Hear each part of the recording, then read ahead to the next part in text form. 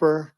He was just a fantastic family and a fantastic man. And a friend of mine came up, Elon, and said, I'd like to give the family some kind of help. And I said, that's great. He said, do you mind? I said, I don't mind at all. And he wrote out a check for $1 million, gave it to the wife. And, she said, this is really nice, but I'd rather have my husband back, which is a nice thing for somebody to say, to be honest. She's great. The family is great. And we raised a lot of money for them and for two other gentlemen are unbelievable people also. They were hit really badly. They thought they were not going to make it, and they did. The doctors in the Butler area, I tell you, they were incredible. They saved the two, and they were really hit tough, both of them, equally. And we thought, my first question was, because I heard bullets flying over me, and I said, how many people were killed? Because we had a massive crowd there, a tremendous, thousands and thousands of people, and there was no land. I mean, it was all people. So I said, how many people have been killed? Because I knew there were other shots being fired. And they said, we don't know yet, but some people have been badly hurt. And I have to give the Secret Service sniper, they call him, or sharpshooter, but sniper, because he didn't know there was a problem. He's an extraordinary shot, obviously, and he didn't know there was a problem. And he was able to pick it all out within 5 seconds. And he used one bullet from very far away, I guess probably about 400 yards. The shooter was 130, but he was on the opposite side of the field and the podium. And he saw the smoke and the flame from the gun, immediately recognized it, and immediately took a shot.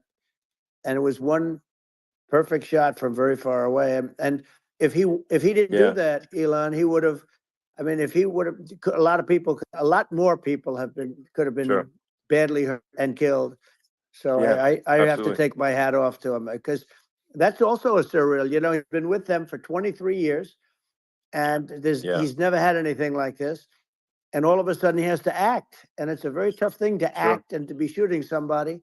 But he saw the gun, saw the smoke, saw the flame from the gun, very far away. Obviously has very good eyes. He's got very good vision, which I assume you have to have in that particular work. But he took aim very quickly, and they say it was approximately 5 seconds from long range, one bullet. If that didn't happen, because the shooter had a lot of bullets, he had a lot of cartridges up there with him. So well, would have been very... I mean, that's clearly, he was very competent in taking that shot to stop the attempted assassination. But I mean, there does seem to be, some pretty significant failings elsewhere in the system. Like, there's just no way that, like, how on earth does a shooter get on a roof 130 yards away? That seems crazy. I think most people people are wondering how on earth could such a thing happen. Well, I view it as two ways. There should have been nobody on the roof. There were people, because there were so many tens of thousands of people there. There were people that were seeing him, and there was one woman with a red shirt and Trump all over it, and she's screaming, "That guy's got a gun!" You saw it probably.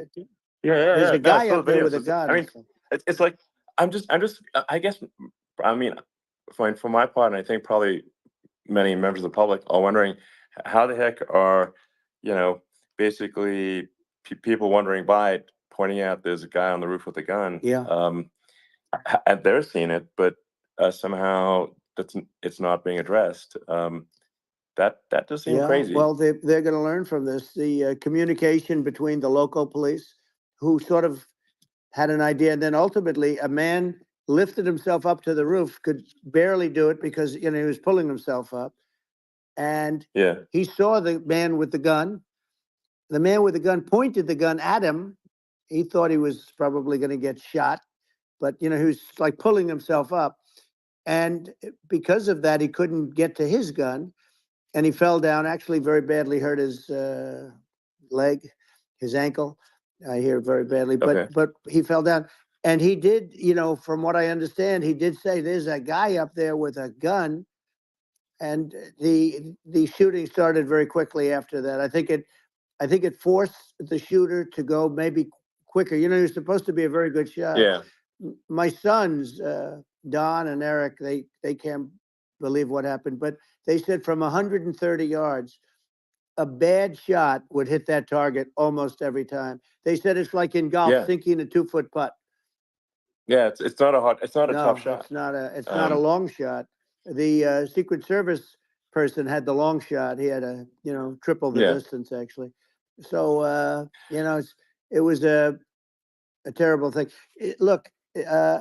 It's hard. I have to say this about the Secret Service. When I went down, and I went down based on, I think they're screaming, but other people also, because people saw this happen. You had so many people. One of the miracles was that nobody ran. I mean, if a gun goes off, the crowd control people showed us this. When guns go off, and it does happen in stadiums at a soccer match or some kind of a match, everybody flees. They call it a stampede, like cattle. But everybody, and a lot of people get killed with those stampedes. We had more people than you'd have at some of these matches or these games, and nobody left. You had a small group behind us in the grandstand, and that was full. And you look at it as it was taking place, and normally they'd be running. They didn't leave. They saw that I was hurt. They saw a lot of blood, and they saw that I went down. And it's almost like they wanted to be with me. Well, out front, you had thousands, tens of thousands of people. As far as the eye could see, you had people in Butler, as far as the eye could see, and a lot of press too. There were many cameras on watching this. It's what makes it so different, because normally things happen that aren't good, but you never have a picture of it. Here we have all these cameras shooting it, so sort of amazing. But one of the interesting things was that you didn't have anybody flee. You didn't have anybody stampede. Nobody. And there were some people behind me. They stood up and they're looking like, I mean, I tell you, you want to have them in a foxhole with you. I want to meet some of those people because it's so different from what you heard. But so I was down. But the Secret Service guys, there were bullets flying right over my head. You could hear them go whizzing, and these guys came jumping on top of me, and a young lady, Kate. They moved so fast, and let me tell you, that took tremendous courage. Now, there was a lack of coordination. There was, obviously everybody understands that that building should have been covered, and I mean, that was the big thing. like, I mean, looking at the aerial views, that building would be like the #1 spot for a sniper. I mean, it's like if you were to pick, like, what is the favorite, so if the goal is to assassinate, what's your favorite spot? That building. The roof of that building would be #1. That would have been the spot. It's like you can ask for a better location. It's like #1. That would have been the spot. You know what people think is when the local policeman, who, by the way, he really he did what he was supposed to do. He couldn't hold on any longer. And then when he got his head just peeking above, this guy standing there with a gun at his head, and when he fell down, again, hurt his ankle very badly, but he was making the calls. But what happened is the firing took place very, very soon. So what they think is that this guy ran to his site, which he had all planned out with the gun. He ran to the site and he started shooting fast. And maybe that's why he sort of missed. I mean, he got me, but it could have been, could have been a much bigger problem. But he totally would have hit if you hadn't turned your head. So, like, there was it was a very near thing. It was a miracle. If I hadn't turned my head, I would not be talking to you right now. As much as I like you, exactly, I would not. I would not be talking. You'd be talking to me from another realm, perhaps. Yeah, that's right. We'd be talking from a different place. But it was a very terrible experience. The Butler Hospital, they did such a great job. The doctors were so good. Everybody was so good. There was a mistake. If somebody knew, because people were hearing that, there was just a bad feeling that somebody was around. You know that story now. It's been And if somebody could have said, because they've oftentimes said, like there'd be a lightning storm or something. Because I've done, I think, over 300. I think I did a lot more than that, but we did a lot. And oftentimes they'll say, "Sir, could you wait 10 minutes, please? Sir, could you wait 20 minutes? There's a storm overhead or lightning or something," right? And that happens often. and this would have been a perfect time for that to have happened, but it Yeah. didn't get coordinated. That was the problem. Well, it was your I think your actions in the heat of fire, and like what I find admirable there was that you can't fake bravery under such circumstances. The courage is instinctual or it is not. It's not a rehearsed action. And so I just want to say that I think a lot of people admire your courage under fire there. And Well, yeah, so thank you very yeah, much. I appreciate it. I didn't think of it. I just wanted to get up and I wanted to stand up. I wanted to let people know, I felt I was good when they were on top of me, covering me, actually, very much covering me and very bravely. But I wanted to get up. I said, I want to get up. And they wanted, they have everything there. They wanted stretcher. I didn't like the stretcher. And I knew I was hit in the ear, but I knew I wasn't hit anywhere else. They felt I was hit someplace else yeah, because it was such a lot of blood. And they were sure that I was hit someplace else. And they were saying, "Sir, you were hit in more than the ear." I said, "Nope, I was hit in the ear. I want to get up. Let me get up." And so I got up, and the crowd didn't know what to think. I mean, this was so many people, and you could see they were confused. They didn't know what to think. And I wanted to let them know I was okay. It was very important for me to let them yeah, know that. And they went wild. You've seen the after. They didn't go wild when I yeah, got up because they didn't know, was I alive. You really couldn't tell when I stood up before the hand, before the fist in the air. Uh, they didn't know if I was alive. Nobody did. And when I put the fist up, they were just relieved and happy and thrilled, and the place went crazy. It was pretty amazing. yeah. It was a Well, terrible thing, but it it was was really nice. incredibly moving. Yeah. Well, and I mean, speaking of the sort of slide that got you to turn that saved your life, really, was the illegal immigration Right. slide. Maybe this, That's right. maybe this is worth talking about that, It since was. It was. that slide saved You're your right. life, No, basically. the illegal immigration saved my life. You're right, but it was. And I I had to know, be at that's that exact angle. I mean, that's a great one. Saved by illegal immigration. The incredible 100%. thing, though, when you talk about the odds, you had to be exactly at that angle. But the Yeah, incredible thing is that the chart, I used it less than 20% of the time. It was just a moment. yeah, It's always on my left, never my right, and it's always at the end of the speech.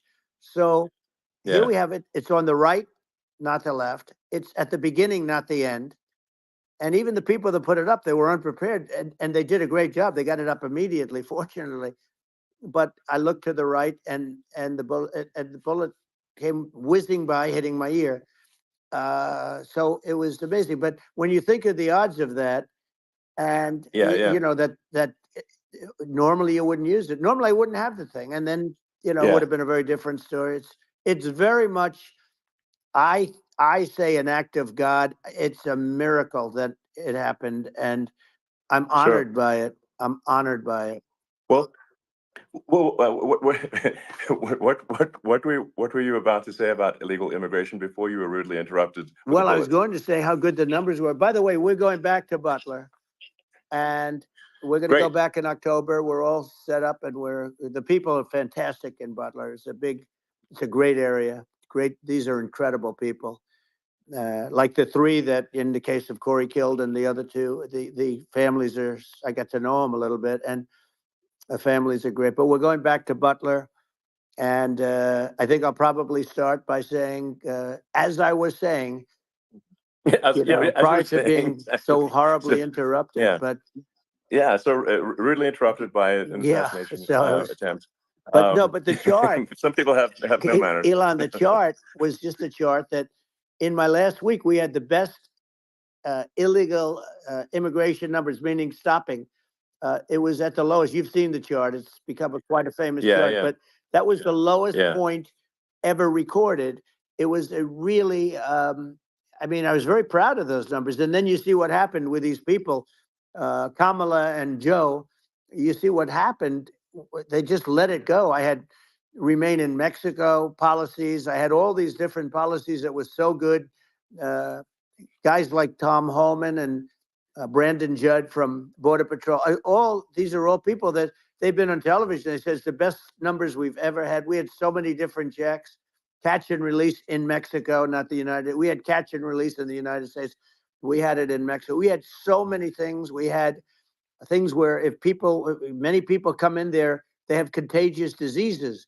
We had everything passed. If you have a contagious disease, I'm sorry, but we cannot allow you into the country.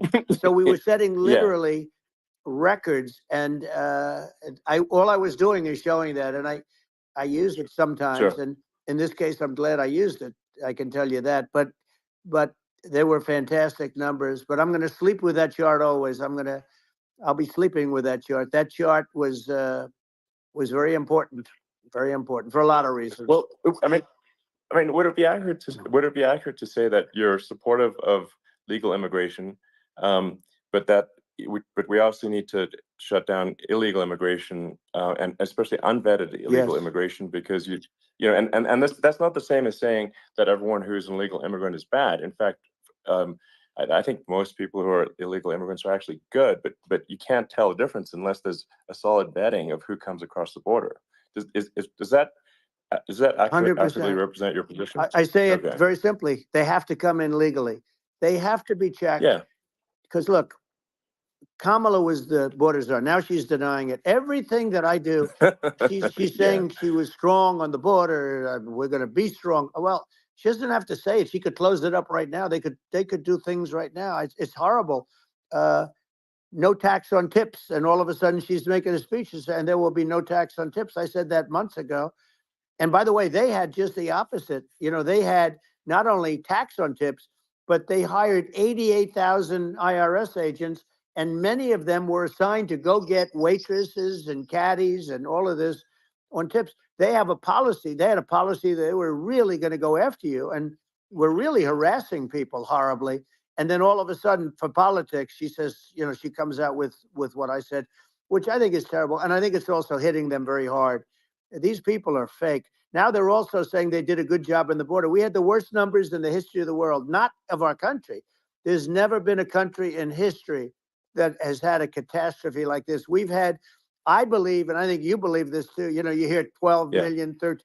I believe it's over 20 million people came into our country, many coming from jails, from prisons, from mental institutions, or a bigger version of that is insane asylums, and many are terrorists. And I'll tell you what, they're coming not just from South America, they're coming from Africa, they're coming from all over the world. They're coming from Asia, they're coming from the Middle East, they're coming from countries that are stupidly and horribly bombing Israel October 7th.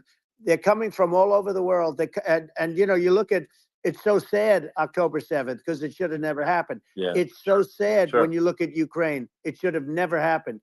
We have a defective government. These are defective people, and they're not people that should be running it. But where you see it the best is the border, because you have millions of people coming in a month, and then she gets up and she tries to pretend like she's going to do something. She had 3.5 years. And by the way, they have another 5 months that they can do something, but they won't do anything. It's all talk. She's incompetent and he's incompetent. And frankly, I think that she's more incompetent than he is. And that's saying something, because he's not too good. Yeah. No, I think it is essential to have a secure border. I mean, you're really not a country unless you have a secure border. And secure elections too. Absolutely, secure elections. And so it's just essential to have a real border, or we can't function as a country, and our service, our central services are being overwhelmed in a lot of cities. As we were talking about earlier, I think having a legal immigration process that is smooth and efficient and done well, and speaking as someone who is a legal immigrant, and I think that I mean, like, one way to think of it is, who do you want on your team? Who do you want on Team America?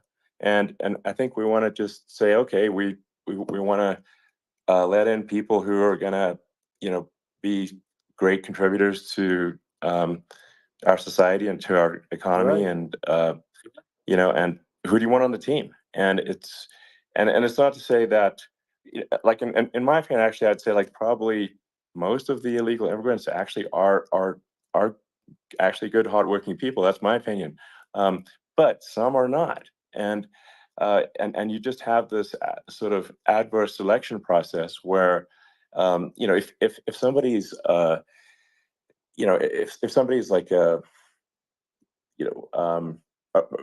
has a career in theft or robbery, I don't understand what's taken them so long to get here, because we're in such a target-rich environment. I mean, why aren't more people who have a career in, bad things coming here sooner? Because it's a piece of cake to go rob, houses in LA or New York, compared to other parts of the world. And and in a lot of places in America, if you try to stop the person who's robbing you, you'll be arrested. Yeah. So it's It's insane. it's right. I mean, what's happening with crime, and our police are so good, but they're not allowed to do their job. But I have to tell you, Elon, I They're hate not. to say it because it's such a downer to say it. I hate to say it. I hate it, but you have a lot of people that just shouldn't be. I think it's a much bigger number than you think. They're I allowing, think you're again, right. they're Yeah. allowing people from their jails. And if you were running one of these countries where they're coming from, you would have had all of them. As an example, Venezuela, their crime is down 72%. They're taking their drug dealers. They're taking, frankly, their prisoners. They're emptying out their prisons. They're taking their criminals, their murderers, their rapists, and they're delivering them into But the. that's what Castro did. Yeah, That well, he did on a much smaller scale. Yeah. It was a much smaller Yeah. scale. But this is a massive scale because this is being done worldwide. But here's what's happening: crime all over the world is down. And wait till you see the numbers that we have. This is migrant crime. This is crime that's going to be. Yeah. And I saw it today in New York where somebody was knifed with raped the girlfriend of a man that stood there watching in New York in one of the shelters, and started Sure. pulling out the knives, and bad things happen today. But this is happening every day. These are rough people. These are people that are in jail for murder and all sorts of things. And they're releasing them into our country. And they're telling them, if you come back, we're going to kill you. We're going to give you the death penalty or kill you.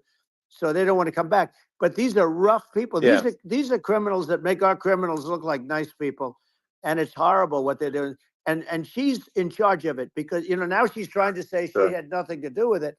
And she's such a liar because she was called the border czar the first day, and it was on the headlines of every newspaper. She's the border czar, and she never even went there. She went to one location, which had nothing to do with where the problem is.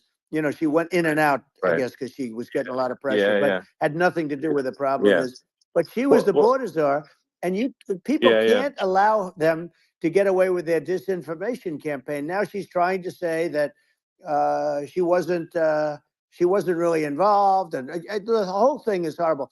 She was totally in charge. She could have shut the border down without him. He didn't know what he was doing anyway, so he wouldn't have even known what happened. You could shut the border down. He wouldn't even know the difference. But the fact is that she was border czar. But if you don't have to call her that, the fact is you could just call her. She was in charge of the border, and the border was the worst ever. It's simply not working. No, it's horrible. Whether it's a question of intention or competence, either way, we don't have a secure border, and we have people streaming over like it looks like a World War Z zombie apocalypse at times. And sometimes you got to sort of wonder, like, is it real or not? So because you see things, you're like, is it real?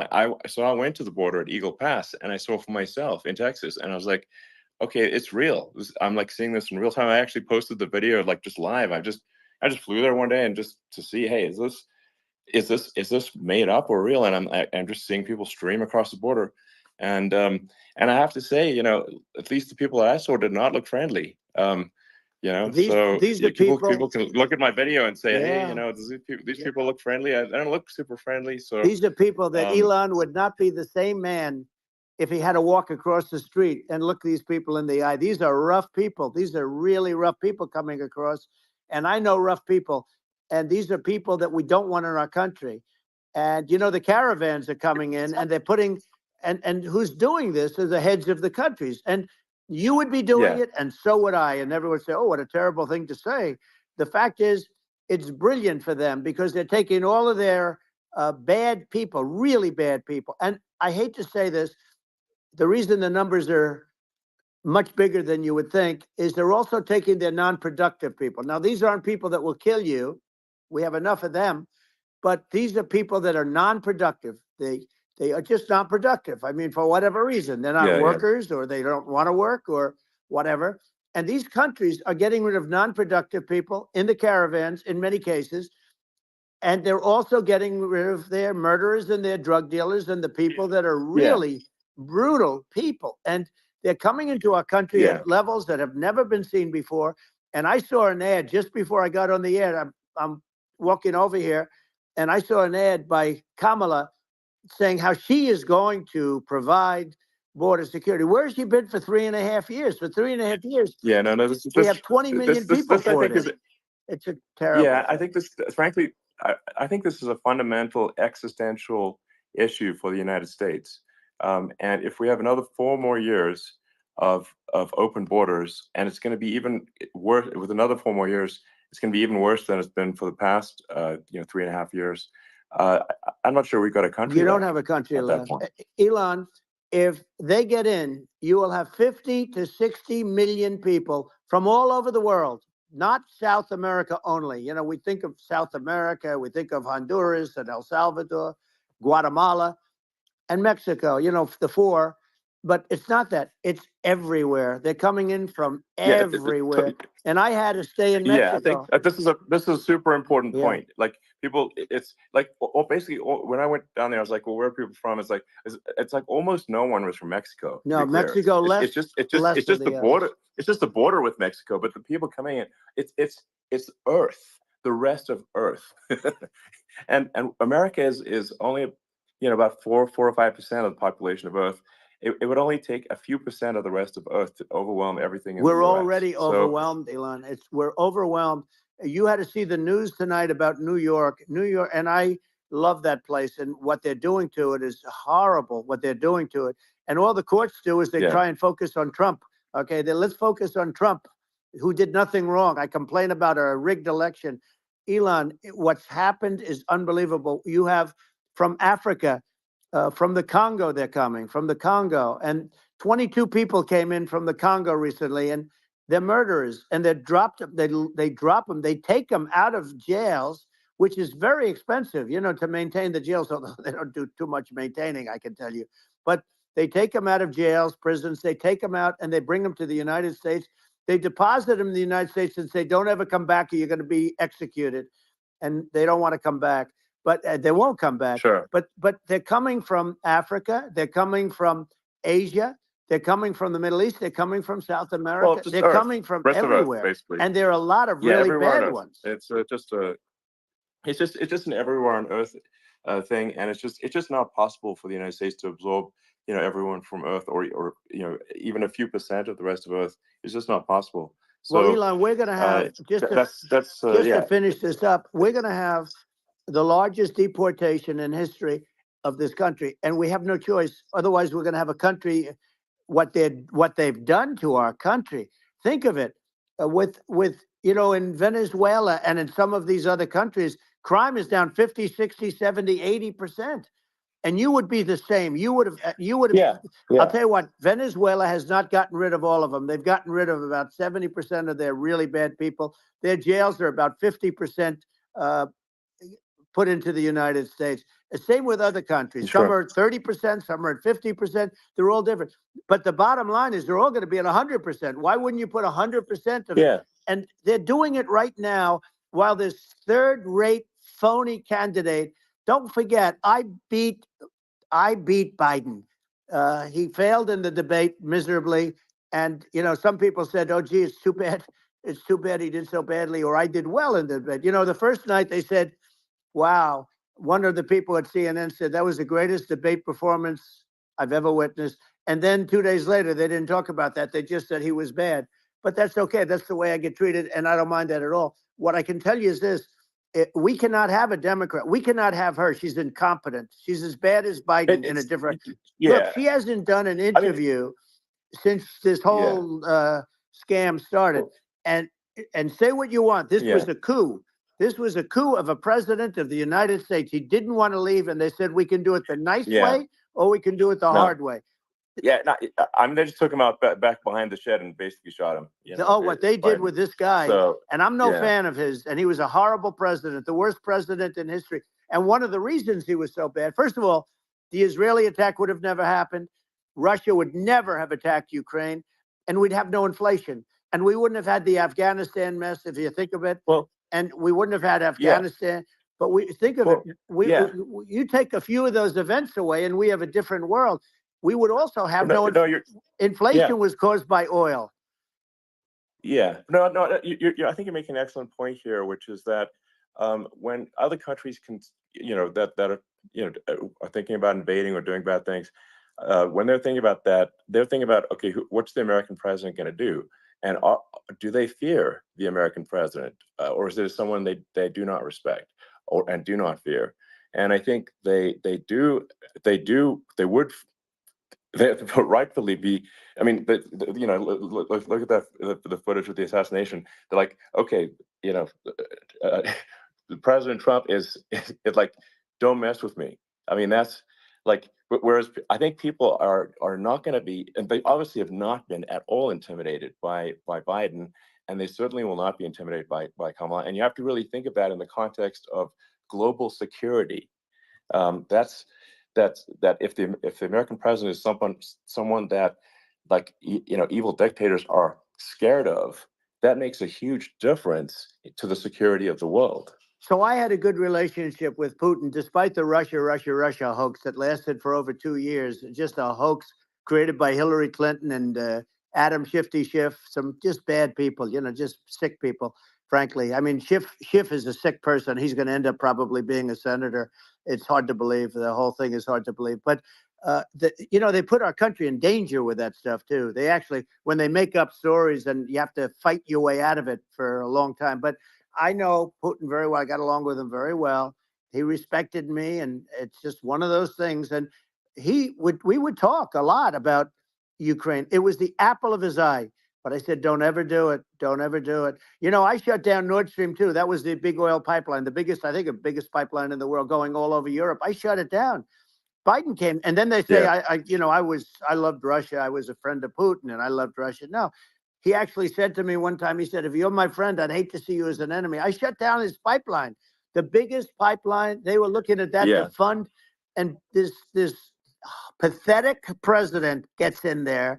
And the first thing he did, one of the early things he did, is he shut down Keystone XL pipeline, which is our pipeline that would have employed 48,000 people, pipeline workers, shuts it down. That was, a massive job that Obama refused to allow. I allowed it in my first week because it was jobs and it moved oil. And by the way, in a much more environmentally friendly way. It's underground. It's not a truck that catches on fire or a train that catches on fire. But think of it. He shut down the XL pipeline, the Keystone XL pipeline. He shuts that down, and he approves the Russian pipeline. Yeah, it doesn't make any sense. It's like, it's inconsistent. Certainly, but I mean, I think it's just worth emphasizing to listeners the immense importance of whether the United States president is intimidating or not intimidating, and how much that matters to global security. Because there's some real tough characters out there, and if they don't think the American president is tough, they will do what they want to do. I know every one of them. And that puts the whole world in danger. Elon, I know every one of them, and I know them well. I know Putin. I know President Xi. I know Kim Jong-un of North Korea. I know every one of them. And let me tell you, people will say, oh, this is terrible. He said, I'm not saying anything good or bad. They're at the top of their game. They're tough. They're smart. They're vicious. And they're going to protect their country, whether they love their country. They probably do. It's just a different form of love, but they're going to protect their country. But these are tough people at the top of their game. And when they see a Kamala or when they see Biden, Sleepy Joe, they can't even believe it. They can't believe this happened. All the stuff that you're seeing now, all the horror that you look at Israel, they're all waiting for an attack from Iran. Iran would not be attacking, believe me. You know, when I was there, and I say it with respect because I think we would have been good with Iran. I don't want to do anything bad to Iran, but they knew not to mess around. Iran was broke because I told China, if you buy from Iran oil, it's all about the oil. That's where the money is. But if you buy oil from Iran, you're not going to do any business with the United States. And I meant it. And they said, we'll pass. They didn't buy oil. Other countries, likewise. Sure. You want to buy, you're not doing business with the United States. And they were at a point where they had no money for Hamas. They had no money for Hezbollah. They had no money for any of these instruments of terror. And it was amazing. In fact, there were articles when I was leaving, which is hard to believe, actually, especially when you look at what's happened to our country. Our country is so bad right now. It's such a different place. We were respected. Think of it. 4 years ago, we were so respected to a point where when I said don't buy oil, they didn't buy oil, but they had no money, and Israel would have never been attacked. It is zero chance.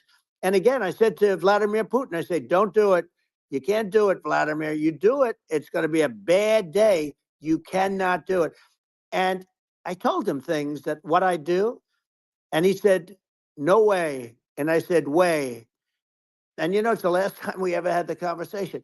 He would never have done. I got along well with him. I hope to get along well with him again. You know, getting along well with them is a good thing, not a bad thing. I got along well with Kim Jong-un.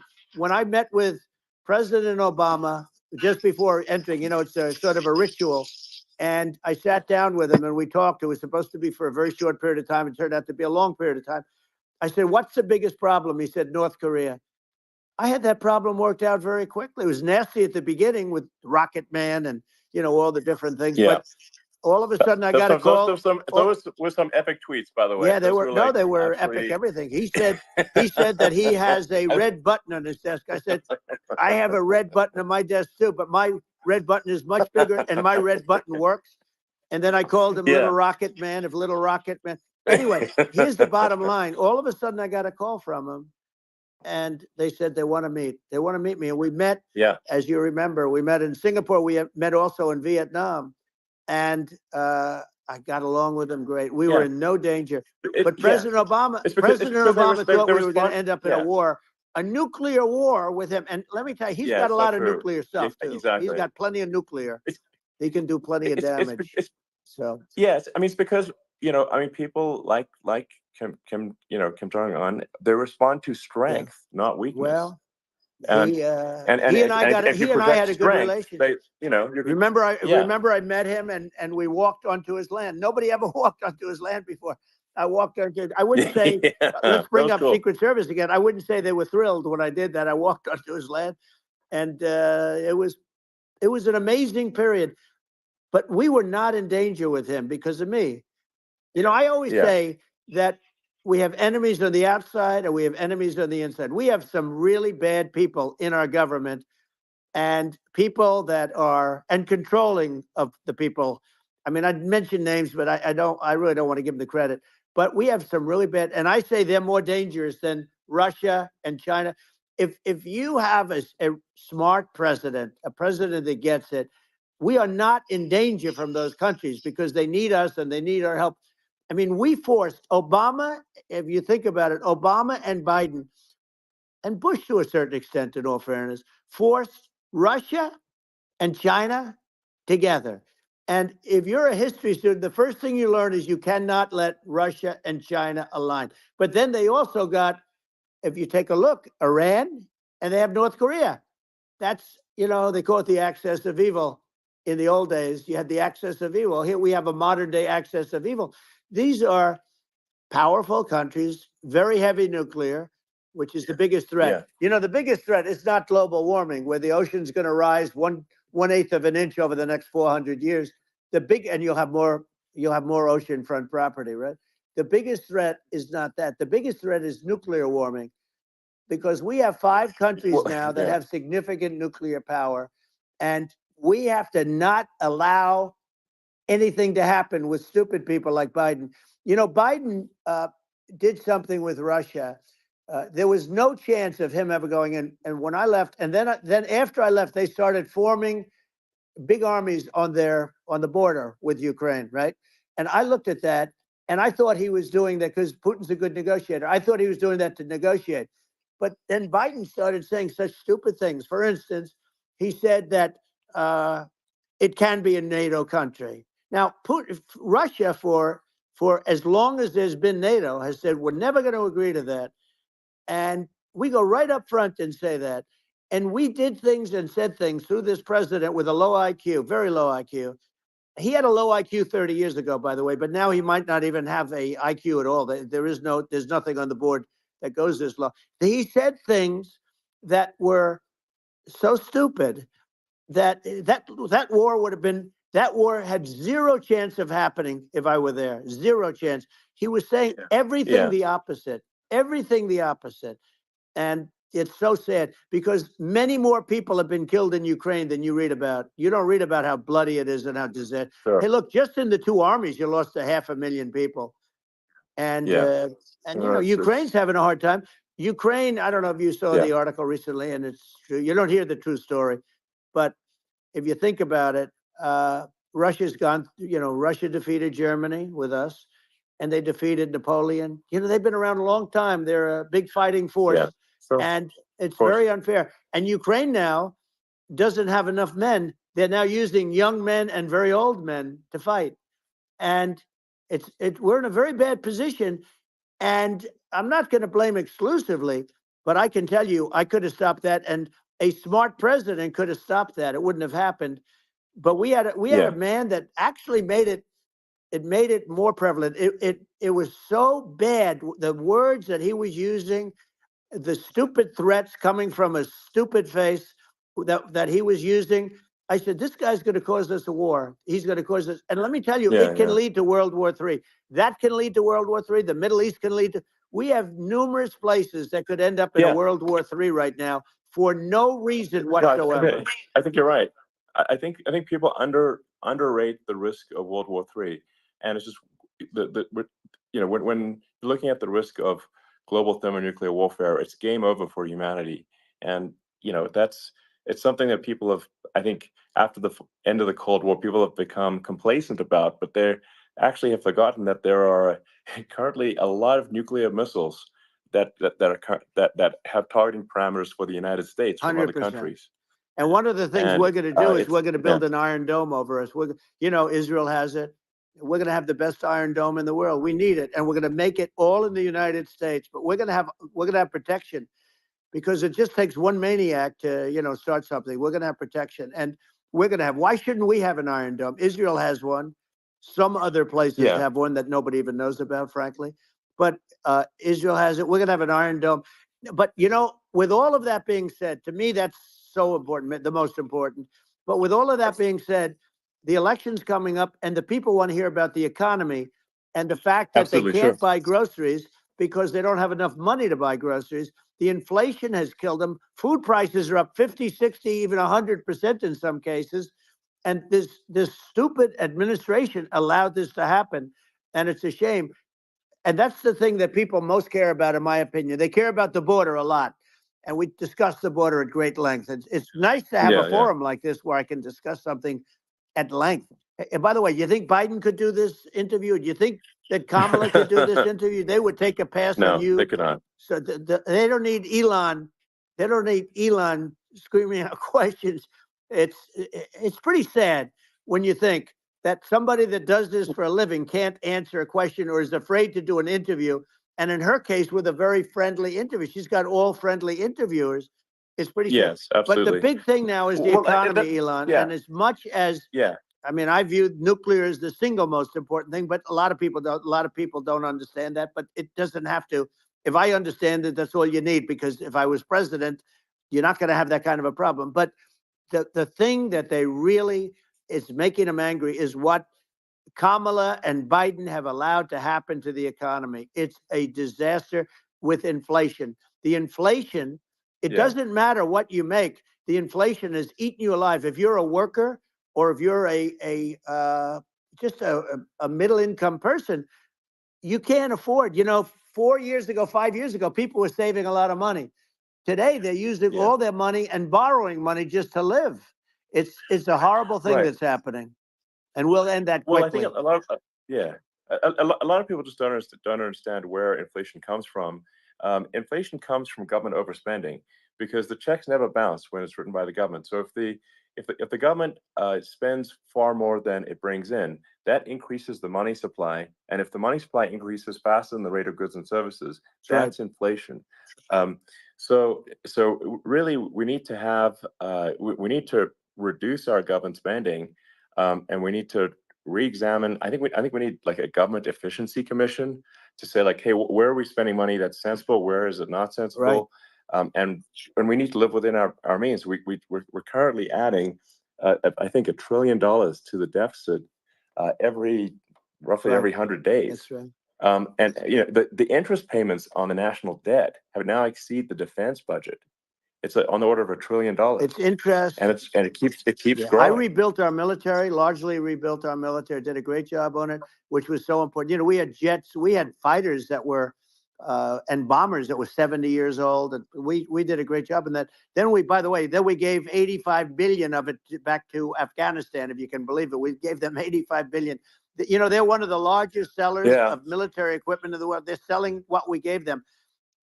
That was one of the most embarrassing days in the history of our country. But if you think about, let's go back to the economy. We have to bring energy prices down. Energy started at the price of gasoline.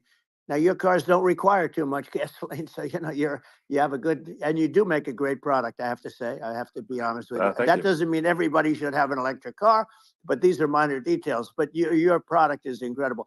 But the gasoline, Elon, is the cost of energy. Not only gasoline, it's the cost of heating your house and cooling your house. That has to come down. It's gone up 100%, 150, and 200%, and that has to come down. When that comes down, and we're going to drill, baby, drill. They stopped drilling, and then they went back to drilling because they went back to the Trump policy.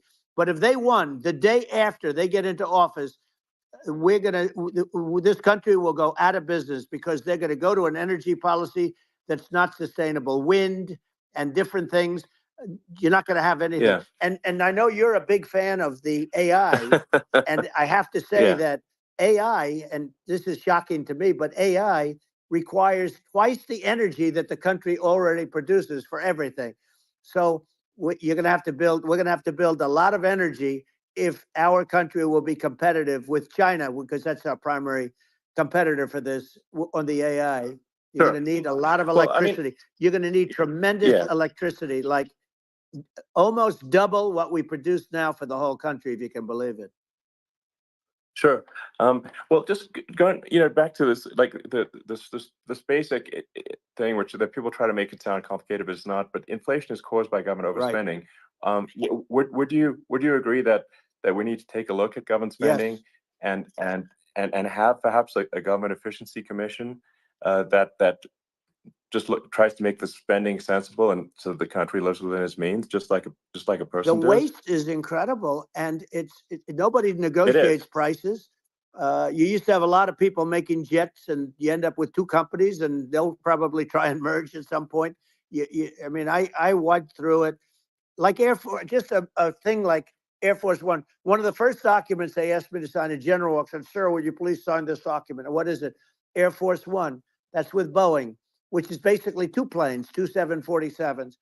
And the price was $5.7 billion for two planes. Now, now they're highly sophisticated. That's insane. They're even nicer than your plane, okay? But much more sophisticated. They're I won't say what's on it, but they got a lot of stuff on it. Anyway, but it's 5.7. That's a crazy number. It's a crazy number. But I said, I'm not going to pay 5.7. I'm not going to do it. I said, who made the deal? Obama and his people. I said, well, then I know the deal's no good. I'm not going to do it. And over a course of about 4 weeks, by my saying I'm not going to do it, I got the price reduced by $1.6 billion for the exact same plane, other than we had a nicer paint job, if you want to know the truth. But for the exact same plane, I saved one. And I said to Boeing, man, you guys must make a lot of money if you can reduce the price by that. But now what I do hear is that they're going back to the Biden administration and wanting big cost overruns, because they see these dopey suckers in there, and they'll end up getting some of the money back. But I shaved it by $1.6 billion for the exact same plane. And you can now take that and multiply that out times thousands of other items. Multiply it by yeah, a the zillion, numbers are and astronomical. I agree with you. Well, I mean, I think it would be great to just have a government efficiency commission that takes a look at these things and just ensures that the taxpayer money, the taxpayers' hard-earned money, is spent in a good way. And I'd be happy to help out on such a commission. I'd love if it were formed. Well, you're the greatest cutter. I mean, I look at what you do. You walk in and you just say, "You want to quit?" They go on strike. I won't mention the name of the company, but they go on strike, and you say, "That's okay. You're all gone. You're all gone." So every one of you is gone, and you are the greatest. You would be very good. Oh, you would love it. But if you look at Argentina, well, I'd be happy to help by the way, out. congratulations. I just looked at the number of people that are listening to you and I chat. We'll call it a chat. But congratulations. This is very good. I mean, it's great. And you're an interesting character. The new head of a place called Argentina, and he's a big, he's great. And he's a big MAGA fan, that he ran on MAGA. And he took it to an extreme too. He ran on MAGA, and I hear he's doing really a terrific job. It's called Make Argentina Great Again. It worked out perfectly. He came in, he bought a lot of hats, he brought everything, but he's doing a big job. He really cut. And I'm hearing they're starting to do pretty well. Inflation's getting down. They had like 2,000%. And they had inflation like not normal inflation. They had the real deal. But we're going to have that pretty soon. I think we have the worst inflation we've had in 100 years. They say it's 48 years. I don't believe it. I think we have the worst. They don't include a lot of the items that should be included. Yeah. Well, it's just from government overspending and not spending taxpayer money effectively, and having just like so many departments you can't even name them all. And what Milei is doing is he's cutting government spending. He's simplifying things. He's putting in regulations that make sense, and Argentina overnight is experiencing a giant improvement in prosperity. But it's also a lesson for the United States, which is that Argentina used to be one of the most prosperous countries in the world. In the 30s, 40s, and because of bad government policy, it ruined the country. And if you take Venezuela, for example, Venezuela should be incredibly prosperous. They have phenomenal reserves of everything, oil, everything, and it should be prosperous. But if the government's wrong, it impoverishes the people.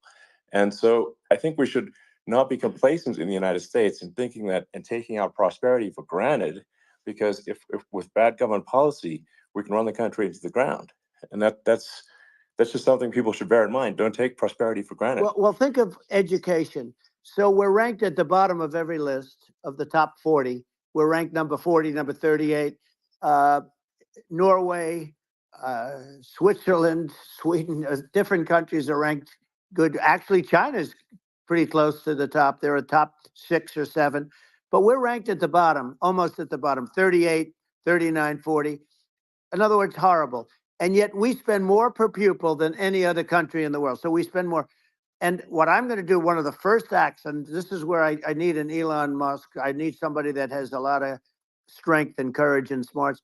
I want to close up Department of Education, move education back to the states, where states like Iowa, where states like Idaho, not every state will do great, because states that basically aren't doing good now. You look at Gavin Newsom, the governor of California. He's terrible. He does a terrible job. So he's not going to do great with education. But of the 50, I would bet that 35 would do great, and 15 of them, or 20 of them, will be as good as Norway. Norway is considered great. You can name them. I mean, they're so good. Some of these countries are so good. But if you go into some of these really well-run states, we have states that don't know what debt is. We have states that have low taxes, no debt, everybody working. They're really well-run.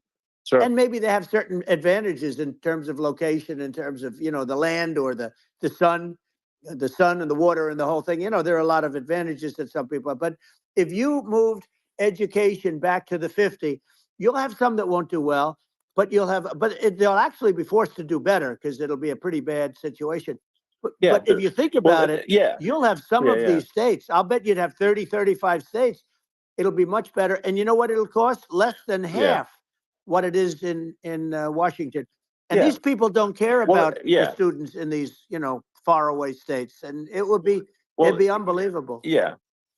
I think you're making a good point in that if the states have to if each state has to compete against other states, then people will naturally move to states where it's better. Well, like California, you know, as we said, it's a badly run state.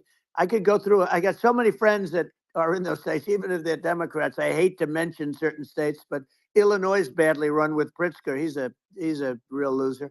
But you know, some of these places are just badly run. But you know, it's almost going to force them to run better, and they won't do it good initially. But you're not going to do worse than you're doing right now.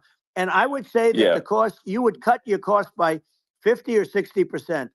And you'd have a little monitor. You know, you want to make sure they're teaching English as an example. You know, give us a little English, right?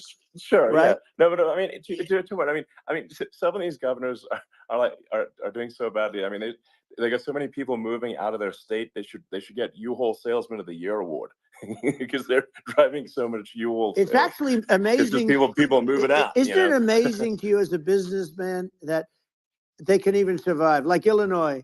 So many people are leaving, and you wonder, how do they survive? I mean, how do they survive? I saw where you left California, and you moved to Texas. Texas does a great job. But, you know, I mean, I just wonder, how do these states survive when big businesses, a big oil company just left California, as you know, and they moved to Texas. How do these big states survive when they lose so many businesses? And their taxes are already really high. You know, the taxes are among the highest taxes. You almost wonder, how do they continue on? And in many cases, the governors don't do a good job, and they're crime-ridden places. You wonder, how do they continue to just go on? It's not a good situation. I mean, I think the only thing that's going to force some of these states to change is if they risk bankruptcy and they're not getting bailed out by the federal government. Right. Well, That's the only thing that's going to get them changed. You remember the area in California where they had that, where I guess somebody had sticky fingers and they stole a lot of money, and they went into a form of chapter, and it was very nasty for a period of time. But now it's probably the most popular place in all of California. So you know, at some point, something like that may have to happen. But the problem is, you can't penalize people that loan money to the state when you have incompetent people like a Pritzker. Look, the family didn't want him in the family business, and then he ends up being governor of Illinois. So you know what? Is he going to be a great governor? And you know, you have people. I could name every one of them. I got to know every one of these, and some are very good, and some are just horrible. Well, I think that, I mean, the larger point here, too, you know, as you're saying, like you know, a lot of people are concerned about the economy, a lot of people are concerned about inflation, and inflation is effectively a tax on people that save money, and for people that are working day to day, it's just a form of taxation, and if we can solve the government spending problem, we'll solve the inflation problem, which means people will have a better standard of living, and that's a really big deal. Well, the people that got hurt worst are the people that did it the way they were taught to do it all through, you know, their younger life and their young life and their whole life. The people that saved money, and then they got no interest on their money, and inflation destroyed them. And frankly, they were almost better off if they didn't do anything like that. I mean, those people have been absolutely decimated, and we're going to bring those people back and help those people. We've got to get the prices down. You know, when I look at bacon costing 4 or 5 times more than it did a few years ago, when you look at some of the food products in grocery stores, people go, they can't believe it. They used to be able to buy a whole cart, and today, you know, a lot of people just don't have the money. They go in and they can't buy anything. They look at it's sticker shock. They call it sticker shock, right? I think it really just comes, like I said, I think it just comes down to really, I guess, two things, which is is that if you solve government overspending, you solve inflation, which improves living Right. standards of the average person. And then if you deregulate, like have sensible regulations, so because a lot of the regulations are nonsensical and cause the cost to be extreme for no reason, but unless you've got effective deregulation, like Reagan did a great job on deregulation in the 80s, but it's been 40 years since we had That's right. anyone really. I mean, during your administration, we made some progress, but I think there's an opportunity to make, I think, radical progress with sensible regulation. If Well, if Elon, those two things, yeah, those are the big deals. we set a record. We did more deregulation and more restrictions on all of the different businesses than any other president. Remember, I had the rule for every one we put in, you have to get rid of 10 or 12. And we did Yes. radical cuts on all of that. And a lot of that's being put back by this administration. And we did radical cuts on things that weren't necessary. But we were all set. You know, we had the best economy ever maybe in the world. And then what happened is COVID came in and we had to focus on that and nobody knew what it was.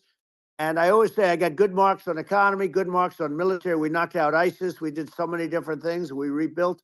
But, you know, I never got the credit that we really deserved on what we did with COVID. We never got the credit. But had that not happened, a gift from China, from Wuhan, came in from Wuhan, the Wuhan labs, and I always said it, and it turned out to be right. But had that not happened, we were set to start reducing debt. We were going to reduce taxes further. I gave the largest tax cuts, and we were going to reduce taxes still further for middle-income people, not only businesses. But we did it for businesses because they're the ones that's why we had the great job numbers.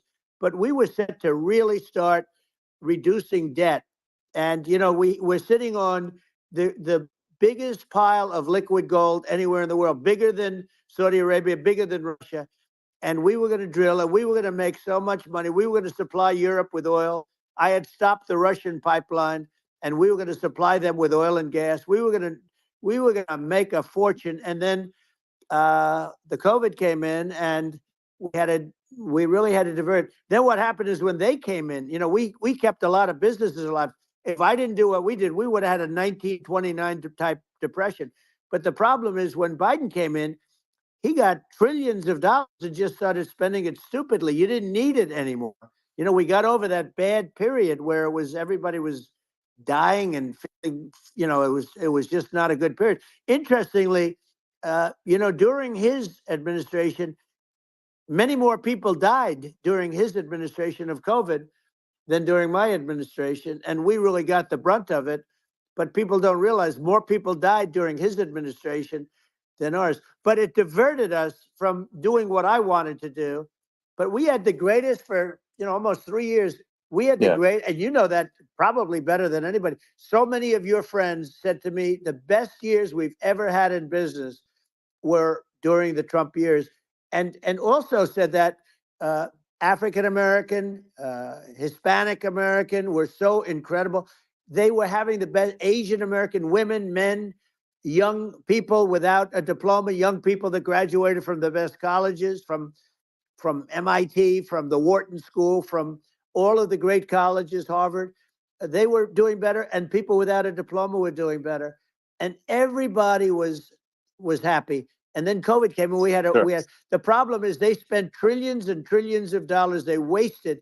They shouldn't have taken any money, and we wouldn't be having inflation right now, which is killing our country. Yeah, absolutely. I mean, I should probably say something about, like, you know, maybe my views on, you know, climate change and oil and gas, because I mean, I think I'm probably different from what most people would assume.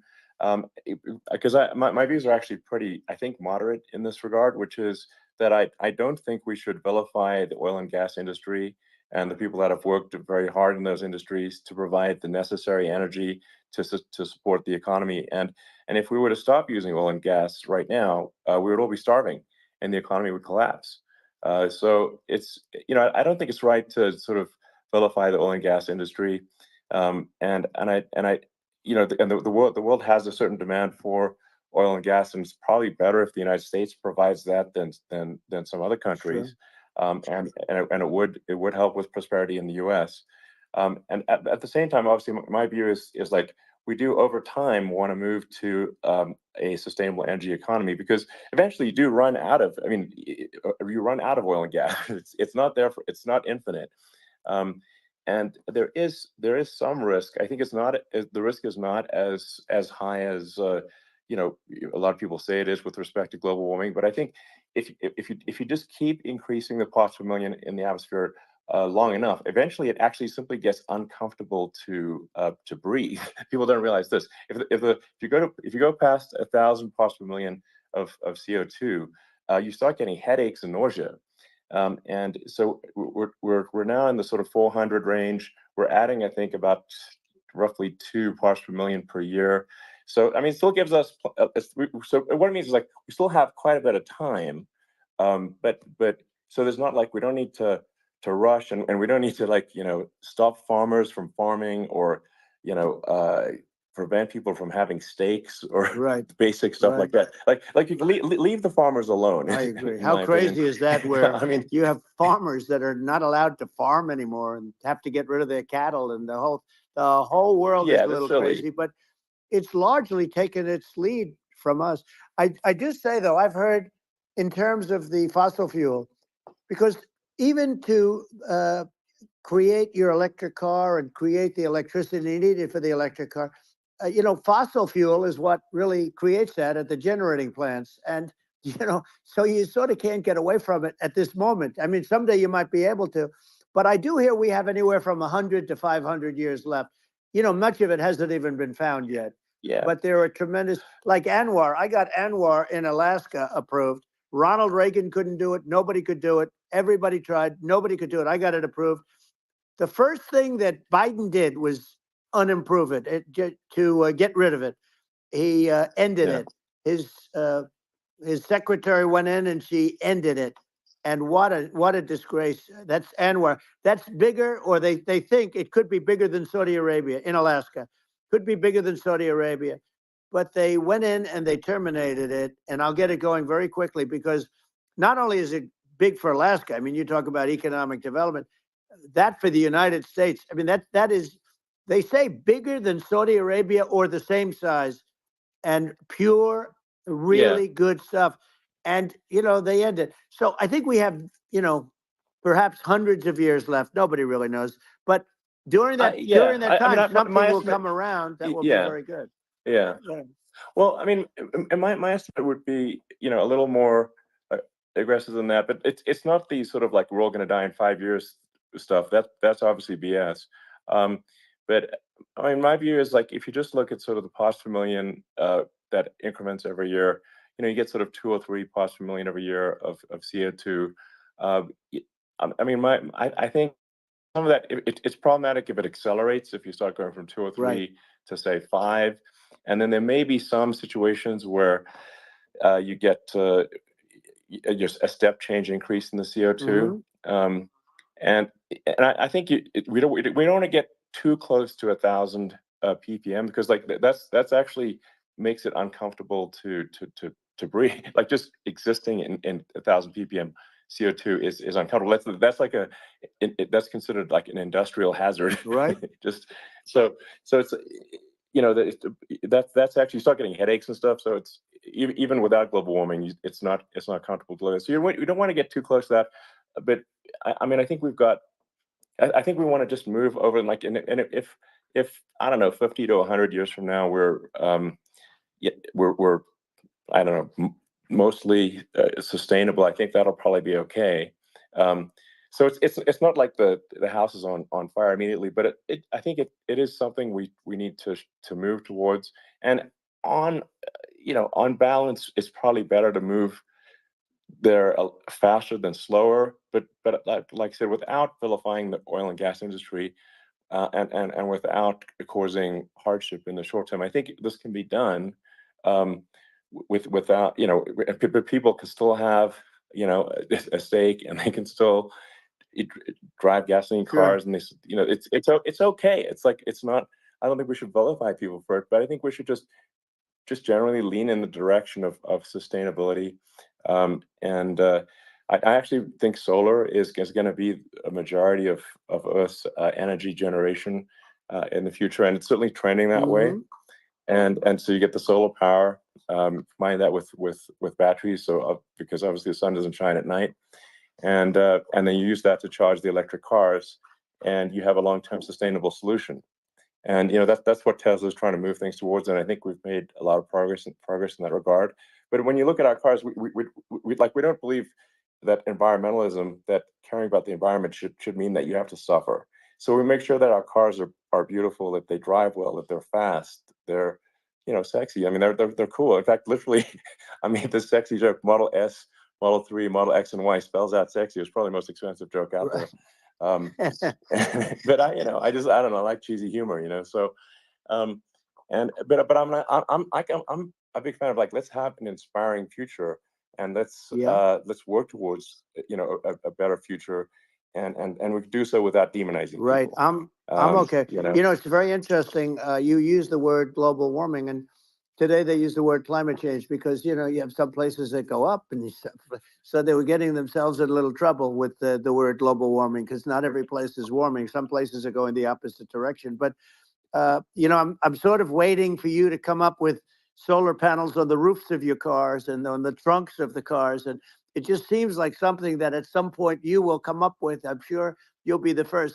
But it would seem that a solar panel on the roofs, on flat surfaces, on certain surfaces might be good. Yeah. At least in certain areas of the country where you have the world where you have the sun. But I would think, and I have no idea because that's not my world, but I would think that this would be something that would be interesting. But the one thing that I don't understand is that people talk about global warming or they talk about climate change, but they never talk about nuclear warming. And to me, that's an immediate problem, because you have, as I said, 5 countries where you have major nuclear, and probably some others are getting there, and that's very dangerous. That's where you need a strong American president, because you don't want to have this proliferation. But you have 5 countries and getting more. China is much less than us right now, but they're going to catch us sooner than people think. They're way lower. Russia and us are number 1, and I mean, we're sort of tied. And China is far behind, but they're developing at a level that you're not surprised to hear, very fast. They'll end up catching up, maybe even surpassing. But to me, the biggest problem is not climate change. It's not, and everything's a problem, but it's degrees. To me, the big problem is the nuclear power. The power of nuclear is so great. And when I talk about I'll prevent World War III, I will. But the truth is that you have to, because this is no longer army tanks going back and forth and shooting at each other. This is a level of destruction and power that nobody's ever seen before. Yeah, and actually, there's the bad side of nuclear, which is a nuclear war, very bad side. But there's also, I think, nuclear electricity generation is underrated. You're right. And it's actually, people have this fear of nuclear electricity generation, but it's actually one of the safest forms of electricity generation. It's just a huge misunderstanding. And if you look at the injuries and deaths, caused by, say, I mean, I'm not going to try to pick on coal mining, but just any kind of mining operation. And there's a certain number of injuries and deaths per year. And you compare that to nuclear. Nuclear is actually way better. So it's underrated as an electricity source, and I think it's something that's worth reconsidering. But there's so much regulation that people can't get it done. So that maybe they'll have to change the name. The name is it's a rough name. There are some areas like when you see what happened in bad branding. The we'll have to rebrand it. We'll have to give it a good name. We'll name it after you or something. No, it has a branding problem. When you see what happened, it does have a branding problem. When you see what happened in Japan, where they say you won't be able to go on the land for about 3,000 years. Did you ever see that? And in Russia, where they had the problem, where they there's a lot of bad things happened, and they have a problem. And they say that in 2,000 years, people will start to occupy the land again. You realize it's pretty bad. No, that's not true. But you're right about it. It's amazing. It's actually not that bad. So like after Fukushima happened in Japan, like people were asking me in California, are we worried about like a nuclear cloud coming from Japan? I'm like, no, that's crazy. It's actually, it's not even dangerous in Fukushima. I actually flew there and ate locally grown vegetables on TV to prove it. And I donated a solar water treatment, a solar powered system for a water treatment plant. And yeah, but you haven't because the been danger feeling is so just well lately, and I'm worried about it. no, but I mean, I'm it's just only kidding. it's I'm fine, it's like Hiroshima and Nagasaki were bombed, but now they're like full cities again. So right. it's Well, that's really great. not That's something great. that That's um great. so it's not as scary as people think, basically. But Yeah. let's see. I mean, are there some other topics we should touch on? Like lawfare. I think Well, we need to be concerned about. what they've done to this country. Obviously, Yeah. yeah. Well, we just won the big I mean, case in Florida. This was a Biden administration did something that's never been done in this country, and that's go after their political opponent, me, with this nonsense and just nonsense. And the big case in Florida we won, but they always pick a judge and a jury, and they use local DAs, they use the local attorney generals, like Fani, Fani, spelled Fani, Fani. And it's yeah, all a big hoax, and it's all run from there. Like in Manhattan, the one of the top people from the Justice Department went in, ran Manhattan, ran the state.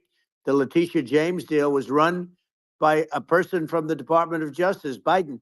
They've never done this before, sure. and they set up a very bad precedent. It's called lawfare, warfare. It's Yeah, a terrible thing, and never happened in our country. It does happen in banana republics and third world countries, but it's never yeah, happened. And the incredible thing is it actually drove my numbers up because people see, fortunately I have a platform like you, or, in all fairness, like a conversation like this, where I can talk about it and people understand. I mean, you fight for election integrity and you end up getting indicted because you're fighting for election integrity. And when the day comes that you can't fight for election integrity, you don't have a country anymore. So what happens yeah, is they went after their political opponent, me. Now Biden's, close to vegetable stage, in my opinion. Okay, I looked at him today on the beach, and I said, why would anybody allow him? The guy could barely walk. Why would anybody allow him? Does yeah. he have a political advisor that thinks this looks good? He thinks this looks good because it looks so bad, and it's ridiculous. I mean, and he's been doing Right, that right. for a long time. He can't lift the chair. The chair weighs about 3 ounces. It's meant for children and old people to lift, and he can't Yeah. lift it. The whole thing is Well, crazy. he's clearly not, I mean, he's clearly like, we just don't have a president right You now. don't That's have a just obviously president, the and case. she's going to be worse than him because she is a San Francisco liberal who destroyed San Francisco, and then as Attorney General, she destroyed California. You talk about location, and we're talking about the sun and the water and all. There's nothing better than California. She has destroyed that. She was the original DA. She was the original in San Francisco. She was the original Attorney General in California. What she has done to California is, well, you know better than I do. You just left California for a lot of those reasons. And what she's done with crime, with cashless bail, where you kill somebody. I mean, we have states there you kill somebody and they let you out right away. I mean, you don't have to even put up, and then they never find the people unless they kill again, and then they let them out again.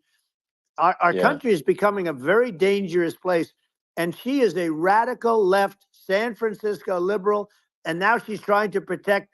Now she's looking like she wants to be more Trump than Trump, if that's possible. I don't think it's possible, but she wants to be more Trump than Well, Trump. yeah. I want a wall. I think that's, She yeah, wants to release all the yeah, prisoners that are in detention, and some of these guys are really bad. right. That just came Yeah, I out just saw today. that. She Yeah. doesn't want to build the wall, even though the walls work. Walls and wheels. In your business, everything you do is obsolete. Almost, well, not the tunnels, but everything is obsolete. Even your rocket ships, they're like a month later, they're obsolete. You find a better way to. The only thing that's not obsolete is a wall and a wheel. And the wall, I built hundreds of miles of wall, and that's why we had such good numbers. I was going to add 200 Yeah. miles. We bought it. We could have flipped it up in 3 weeks, and they sold it for 5 cents on the dollar. That meant, I said, wow, that means that they actually do want to have open borders. She wants to have open borders, and now she's going like she's tough on the border. It's such a lie. Yeah, this is simply not true. Yeah, This is simply no, not and true. everybody Yeah, knows it's it's simply not not true. true. It's a disgrace that she Yeah. can say it. No, I mean, obviously, what's happening sort of overnight is they're rewriting history and making Kamala sound like a moderate when in fact she is far left, like far left. Worse than Bernie Sanders. She is considered more liberal by far than Bernie Sanders. She's a radical left lunatic, and if she's going to be our president, very quickly, you're not going to have a country anymore. And she'll go back to all of the things that she believes in. She believes in defunding the police. She believes in no fracking, zero. You know, now all of a sudden she's saying, no, I really want to see fracking. If they got in, the day she got in, she'll end fracking. And by the way, if people didn't think that, the lunatics that really believe in that, they won't vote for her. You know, like the Palestinians and Israel. She is so anti-Israel, and she's bad for both. Biden actually did something that was impossible. Both sides hate him, you know, both sides. That was a hard thing to do, unification. Yeah, no. I mean, Netanyahu came to give a talk to a joint Senate and House sitting, and I was there, and Kamala stood him up. You know, what does that say? I think it's highly disrespectful. And I say, if you're a Jewish person, or if you believe in Israel, if you're a person that, you know, is a very pro-Israel, if you vote for her, it's worse than Biden. And Biden was bad. But if you vote for her, you ought to have your head examined. And you see tonight, I mean, as we're doing this, I'm seeing reports coming that they expect an attack tonight or tomorrow from hundreds and maybe thousands of rockets.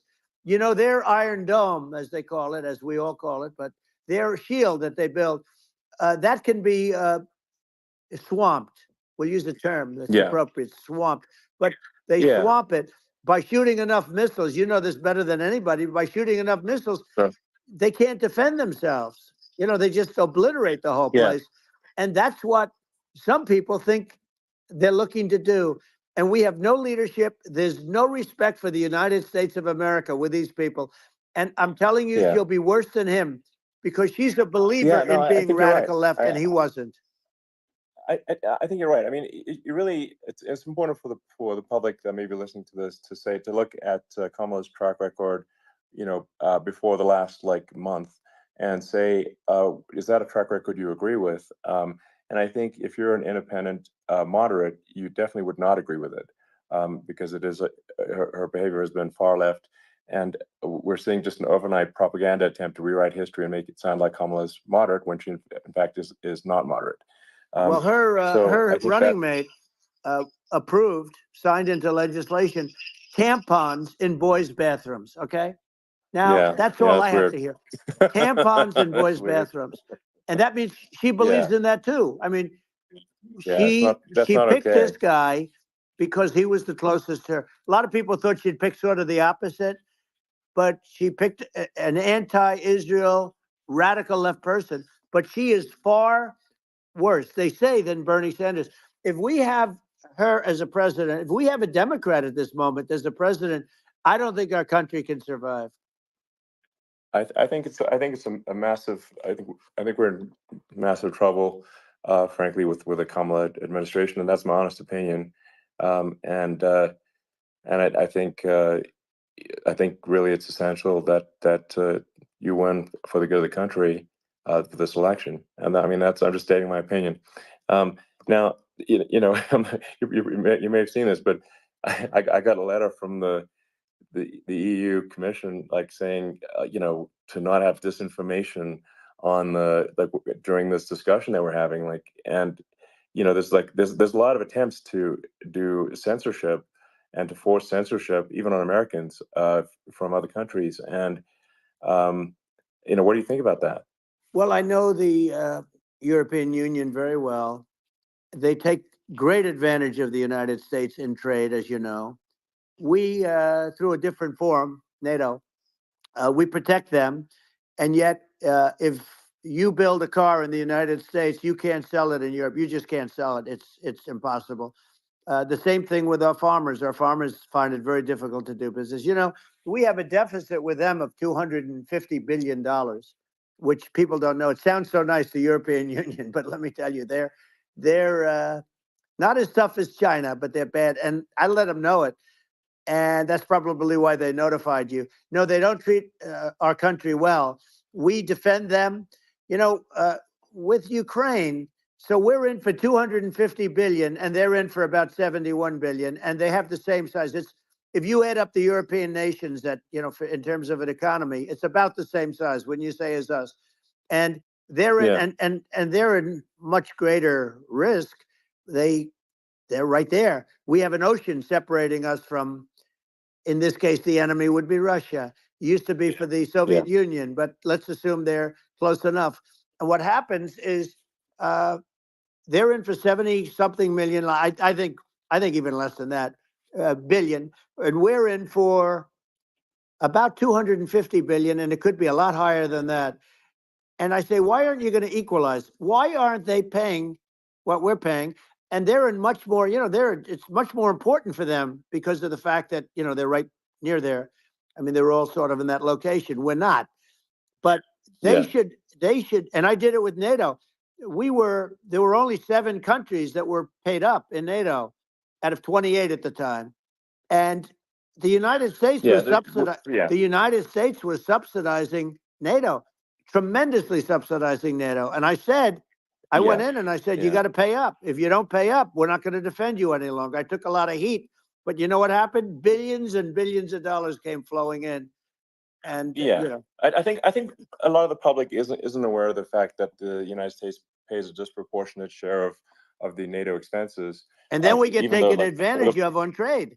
So think about it. Yeah, well, I mean, the point of NATO is defending Europe, and it's you know, it's like, then okay, well, why is the United States paying disproportionately more to defend Europe than Europe?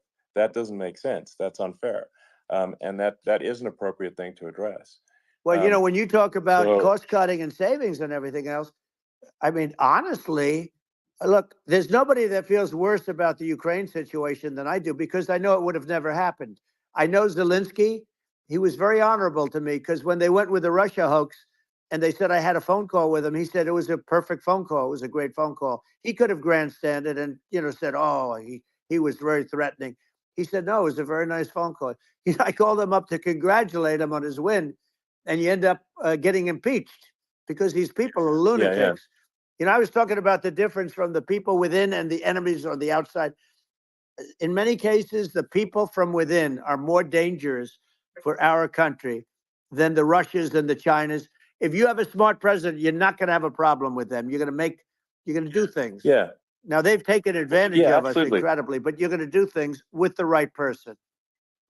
Yeah, well, I think it's obvious that you're a believer and an advocate of free speech, because during your first term as president, you were attacked relentlessly every day, often very unfairly with with false attacks, and you didn't try to shut down the media. You didn't try to inhibit their freedom of speech, and I think that says a lot. Well, the good thing is that you and I have, and some people, very few, we can get the word out. Although sometimes it's hard because they don't want to print it, you know, like we're having a great conversation right now. Kamala wouldn't have this conversation. She can't, because she's not smart. You know, she's not a smart person, by the way. She can't have this conversation. And Biden, we don't even have to talk about it. I mean, he couldn't have this conversation. He would have given up on the first half of a question. He would have walked out. He would have said, where am I? Where am I going? So anyway, but no, he wouldn't have this. That's true. Not a lot of people would have this conversation, but, you know, we cover a lot of territory. But the beauty is that you know, we can have a conversation, and I'm able to get it out without, because I get treated unfairly. This is a really big point. You can actually have a conversation with you. Yeah, it's nice, isn't it? And you can't have a conversation with Biden or Kamala. It's like it's not possible. That's true. So this is like talking to an NPC. No. So it's just impossible. Well, but think of it. We need a man or person who's unbelievably sharp in order to stop all the nuclear danger and all the dangers that I'm talking about. And I got along with all this. You know, I got along with Kim Jong-un. We had dinner. We had everything. And he really liked me, and I got along with him really well. By the way, he's He's the absolute boss over there. You know, a lot of people said, "Oh, do you think he really?" That's for Let me sure. tell you, I saw things that you don't want to know about. He is the boss. But we had a good relationship, and he doesn't like Biden. He considers him a stupid man. He said he's a stupid man. Well, at least he speaks his mind. But you know, in this country, you're not sort of allowed to say it. But I guess you are. You should be allowed to say it if it's true. But we need smart people, and we need people that have an ability to lead. And she doesn't have that ability. Can you imagine? Now, you know Chairman Xi very well. Can you imagine her and him negotiating, or even standing together? It is, the whole concept is ridiculous. She is terrible. She's terrible. But she's getting a free ride. I saw a picture of her on Time Magazine today. She looks like the most beautiful actress ever to live. It was a drawing. And actually, she looked very much like our great First Lady, Melania. She didn't look like Camilla. That's right. But of course, she's a beautiful woman. So we'll leave it at that, right? Yeah. Well, maybe like, I think part of what, people in America want to feel excited and inspired about the future. They want to feel like the future is going to be better than the past, and that America is going to do things that are greater than we've done in the past, reach new heights that make you proud to be an American, and excited about the future. They want the American dream back. They want the American dream back. More important than anything else. It's like you don't have that today because the people, they've been just sucked. They see incompetent people running our. The Biden thing is very interesting. People just found him to be incompetent, and when I debated him, I was like, "Is this for real?" It was. Yeah, it was just absurd. But I think there are, like, some grand projects that we could do. I mean, I think, like, we could build a base on the moon. We could send American astronauts to Mars. We could build high-speed connections that are more advanced than anything else in the world between our cities, so people have fast transport. It's possible to solve traffic with tunnels. We've we already made great progress in Vegas doing that, and and just do things that are exciting and inspiring and make the future feel like it's better than the past. Well, I saw what you did in Vegas, and I'll tell you, it was amazing. I got to see. I took a big glimpse at it, and it's incredible. It's incredible, and you could do that all over. You could do that all over. It's deep. Yeah, you don't even need much structure. Assuming you're in the right area. No, it's straightforward. It's amazing. So like, I think we could do some things that, like China's got incredible high-speed rail between its cities, but I think it's actually possible with tunnels, if with deregulation, with an ability to actually, where it's like legal to actually do the tunnels. Then you could have high-speed tunnels that are actually better than anything else in the world for high-speed transport between cities, and that would be something that Americans can say, "Wow, okay, we've got something that's cooler than anyone else in the world." That's the kind of thing that makes you proud to be an American. And much safer than surface trains, where there is a danger there. With crazy people, it's much safer, much better. And it's sad because I've seen some of the greatest trains. I find it fascinating, and I've seen the systems and how they work, and the bullet trains they call them, I guess, and they go unbelievably fast, unbelievably comfortable, with no problems. And we don't have anything like that in this country, not even close. And it doesn't make sense that we don't. Doesn't make sense. Yeah, and I think also, like, there's, I'm kind of hopping on the excess regulation, but I think something that like, I think people can generally understand is that what happens with laws and regulations is that there's more and more of them every year, and unless there's a process to clean them up, eventually everything becomes illegal, and that actually it slows down the development of new technologies. I mean, if you take the sort of, like, I think there's room for some reform at the FDA for improving the speed with which we approve drugs that could help save lives and improve people's lives. And I worked very hard on that. We got that down to the lowest number ever, and we got therapeutics approved in the FDA that people can't even believe the speed. But I took them on. I don't think they like me too much, but I got things approved in the FDA at numbers that they wouldn't believe. And you know, it's a very bureaucratic group. Actually, it's a fine group of people in many cases. I got to know a lot of them, but I was pushing them really hard for Regeneron, for so many different things that were really pretty amazing. But the FDA takes too long. It's 12 years to get a product approved. I got it down to 4, and I got some things done very quickly. But it's really something that is going to have to be worked on because it takes too long.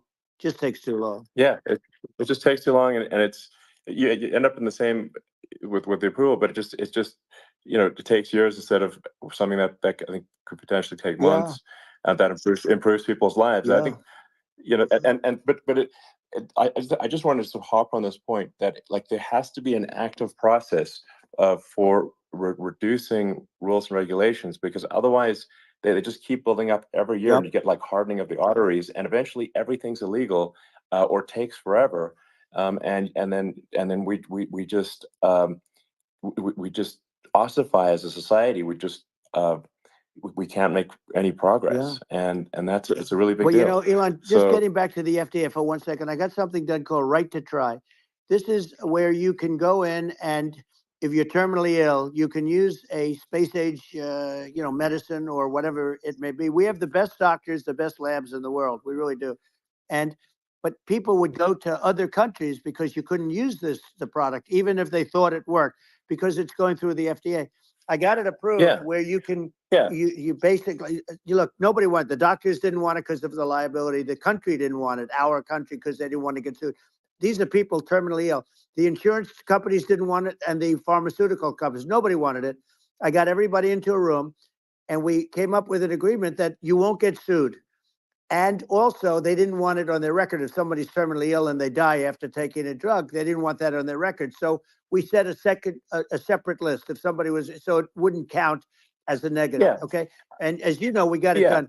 We have saved Right to Try. They've been trying to get this done for 58 years. And it sounds simple, but it wasn't, because, you know, I mean, you know, the insurance companies, nobody wanted it, but we got it done. Somebody signs, you sign a document that you're not going to sue the insurance companies, the country, you're not going to sue anybody. And we got it done. And we're saving tens of thousands of lives. Right to Try. Hopefully you never need it. But if you do, you don't have to travel to Asia. You know, people, if they had money, they go to Asia, they go to Europe. If they don't have money, they go home and die. That's what happened. They'd go home and die. Well, I mean, and actually, to give Europe some props here, it's like if a drug is approved in Europe, which has a crazy amount of regulations, it should obviously be approved in the U.S. I mean, they get more regulations than we do. So why would a drug be approved in Europe and not in the U.S.? That's crazy. Well, we did it. We did something that really, they've been trying to do it for 50 years, and they just couldn't get it done, and I got it done. And it's really something. But you're right. Some people go to Europe because a drug isn't approved here, but it's approved in Europe, and it's a drug that, generally speaking, would work. It's pretty crazy. Absolutely, you're right. And I think so, as long as people are properly informed of the pros and cons, and like these are the risks, this is the risk, and like you make your own decision. That makes sense. Well, I think just, you know, in sort of closing up, and by the way, I'm looking at the numbers. You got a lot of people listening. I hope you don't get nervous, because you got a lot of people listening to you right now, like 60 million or something. What is that number? It's crazy. It's amazing how you can see that right away. How many? What is the number? Wow. What is it? Well, wow. I think in terms of people, that's bigger than you said. You said 25, and you're much more than double that number, 25 million. I think you're going to be 60 or 70. And I guess over a period of time, hey, I congratulate you. Do I get paid for this or not? Well, I think actually in terms of the number of people that will hear this conversation over the next few days to weeks, it's going to be hundreds. That's what they say. Yeah, that's good. Well, look, it's an honor.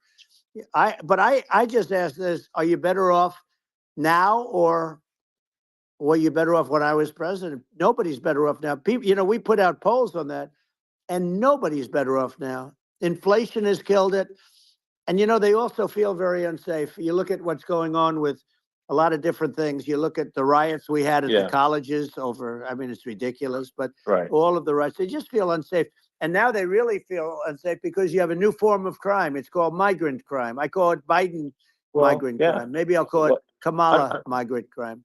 But you know, I mean, with all these things, I always try to get to the ground truth by just asking people. And you know, my mom lives in New York, and I was like, you know, Mom, you know, do you know, have any of your friends, you know, been attacked or assaulted? And she said, yeah, 3 of her friends in 3 separate incidents were assaulted just in recent months, just walking around the streets of New York. And I said, well, what happened to the people that assaulted them? Oh, nothing. They got away. Like, and they just know they always get away. nothing's going. And they don't even bother reporting it because there's not. They know that they're not going to. You know, people are not going to get prosecuted. They just let, you know, violent criminals out in New York. The only one that gets prosecuted is Donald Trump. They prosecute Trump. Yeah, I mean, it's just obviously messed up. Oh, it's terrible. If violent criminals are getting off scot-free, and meanwhile the you know, New York spending massive resources prosecuting you, and it's like, what's this, you know? And I think the sort of sensible public looks at this and says, what the heck's going on here? This is obviously abuse of the legal system. You know, the legal system is supposed to be protecting the public from violent criminals, and it should be obviously allowing the public to make their own decision about who should be president, as opposed to, you know, some you know, legal case. Once they start this precedent, because this can go on with the next one. I mean, this is a very bad precedent what they're doing in terms of, you know, going after their political opponent, and that's all it is. It's going after their political opponent, and then you get a judge who's, you know, a strong Democrat, and I'm being nice when I say that. In many cases, crooked as hell. But you get a judge, and you go into an area where a Republican gets 3 or 4% of the vote, and you know, you'll have a jury pool with people that hate Republicans or hate. It could also be the other way, though, because it could start the other way in areas where they hate Democrats, and you get into a Pandora's box. It's a very dangerous thing for this country, and a very dangerous thing even for the state. New York City is losing. New York City and state lose a lot of business over what they did to me, because these people say, we don't want that to happen to us. That's no justice system. You have an unfair system of justice, and it's costing New York State a tremendous amount of money. People are leaving and companies are leaving, and they won't come back.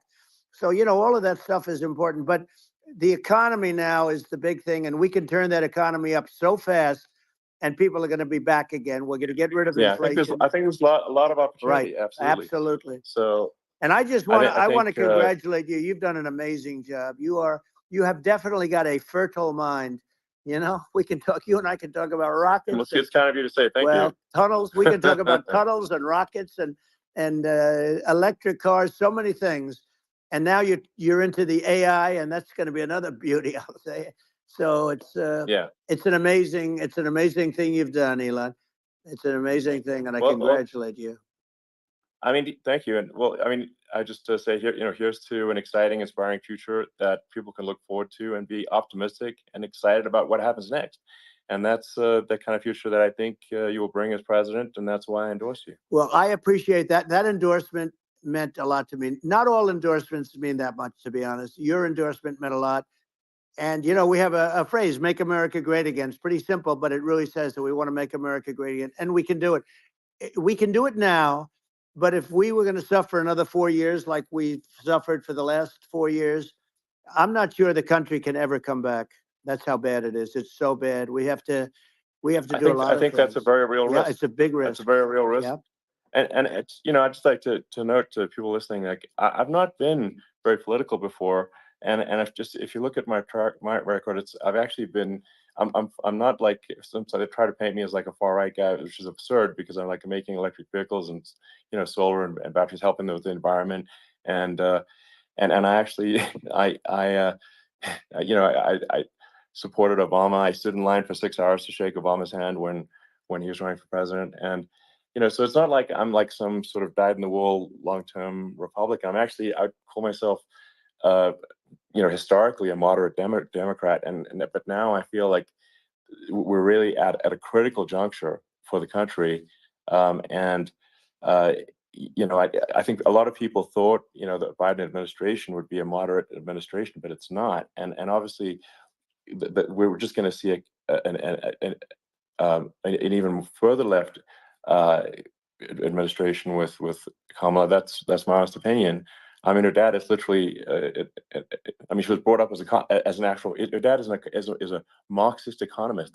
You can Google it. I mean, it's not a.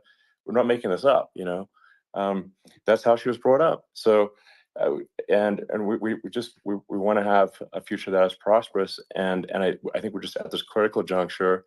And I think this is a case of the America is kind of at a fork in the road, and True. And I think it will take the path to, like, you are the path to prosperity, and I think Kamala is the opposite.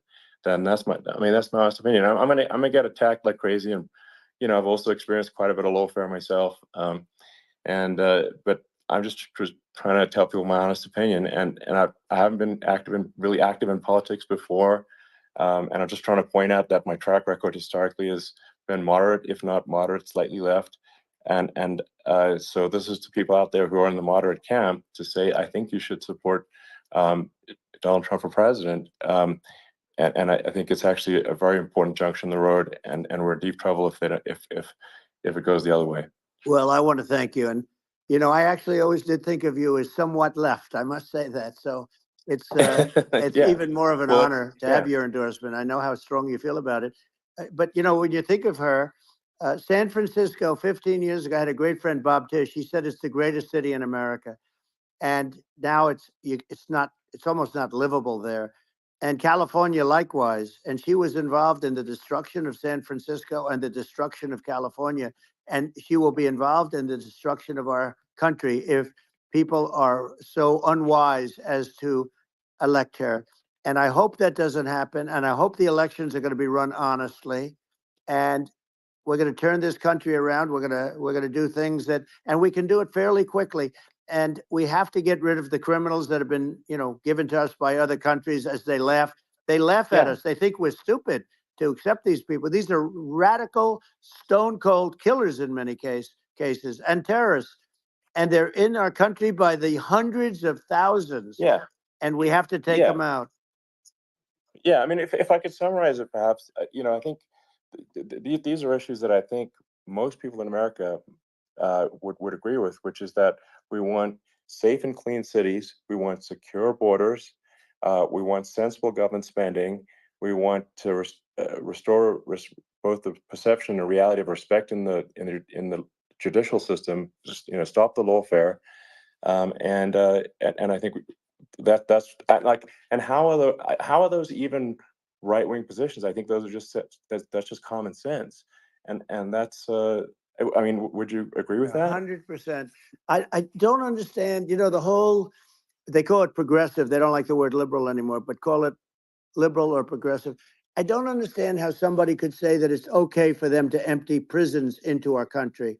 And again, I told you, their crime rates all over the world are going way down, which makes sense. In fact, the next time what we'll do is, if something happens with this election, which would be a horror show, we'll meet the next time in Venezuela, because it'll be a far safer place to meet than our country. Okay, so you and I will go and we'll have a meeting and dinner in Venezuela, because that's what's happening. Their crime rates coming down and our crime rates going through the roof. And it's so simple. And you haven't seen anything yet, because these people have come into our country and they're just getting acclimated. And they don't know about being politically correct law enforcement or lack of law enforcement. And our police, I have to just end with this. We have great police. We have great law enforcement, but they're not allowed to do their job. They have to be able to do their job without being destroyed. Well, absolutely. And it's obviously demoralizing if you're a police officer risking your life to arrest violent criminals who could kill you and do kill you sometimes.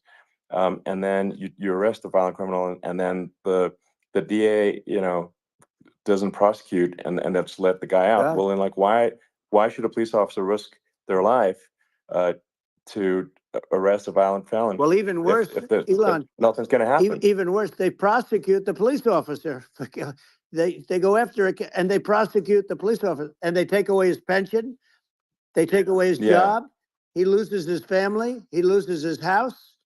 Well, I thought it was very telling, like incredibly telling, that you know, when there was that case where, you know, sort of a gang of thugs beat up police officers. I think it was in Times Yep. Square in New York, and then nothing happened to those guys. They were let out, zero bail, and I think a bunch of them were given free tickets to California. Well, what is I mean, that is a gross indignity against the United States, and that's how, I mean, this is insane. Like, have we lost all pride? What that how can such a thing be allowed to occur? I've never seen anything. You know, we see where they get shot. It's a very dangerous profession, but it's something they're very proud of, and they want to be able to do their job. But I've seen them get shot. I've seen a lot of things, but I've never seen where these guys are standing in the middle of a big street, everybody watching them, and they're literally boxing, like punching, stand up fighting a police officer. There were two of them, and you Yeah, had about 60 yeah, of these yeah. guys, and they're punching the hell out of them. And in their own country, they would be dead if they did that. They'd be shot. Yes. They would be shot instantly. And, you know, they come from these countries, and it's taking them a while to realize that we don't do that in this country. But in their own country, if they stood on a street and had a fight with a police officer, they would be shot. There's no political correctness. And it's such a sad, it's such a sad thing to see. And that's the reason you have crime, by the way, because we don't do anything about it. Yeah, we just cannot have a situation where our police officers are beaten up on camera by, you know, a gang of illegal immigrants, and then nothing happens to the guys that beat up the cops. I mean, and they're let out. This is unacceptable. Well, we're going to change it, and we're going to get them out of the country. You know, when I first got involved, they said you couldn't get them back to these countries. You couldn't take them back. In the case of Guatemala, Honduras, El Salvador, some others, you couldn't get them back. And I said, really? Oh, you can't get them back? Because under Obama, he couldn't get them back. They'd fly them in, and they'd put planes on the runways in these countries so you couldn't land a plane. They'd bring them back. And the generals told me, sir, we can't bring them back. The countries won't accept MS-13 gang members. They won't accept them. And I said, really, how much do we pay these various countries in terms of economic aid, which is also somewhat ridiculous? And the answer was $750 million. I said, good. Tell them they're in default. They're delinquent. We're not paying them anymore because they won't accept it. And you know what happened? They all called me, every one of them. They said, we would be honored to take them back, sir. We would be honored. It was so easy. But it's one of those things. And we got it back. We took in so many, you know, the MS-13 is probably the worst gangs in the world. They're the most vicious, violent. We took them out of here by the thousands and got them out of here. And their countries took them back. And because I said, you're not getting any more economic aid. And once I said that, they were nice. They wouldn't take them back for Obama. They wouldn't take them back for anybody. And now we have a problem because we have this guy, and they don't take him back anymore with Biden because they don't respect him.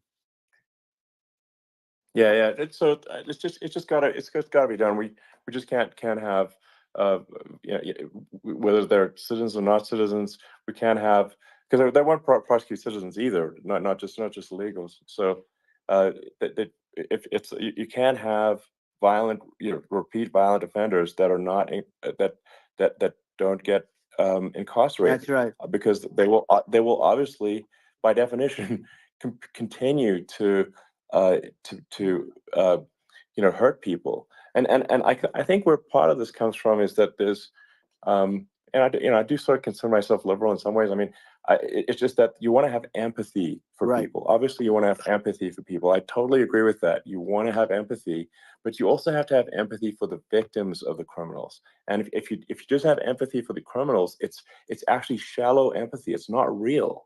You're not thinking. You have one layer deep empathy. You got to say, like, what if you don't incarcerate this person?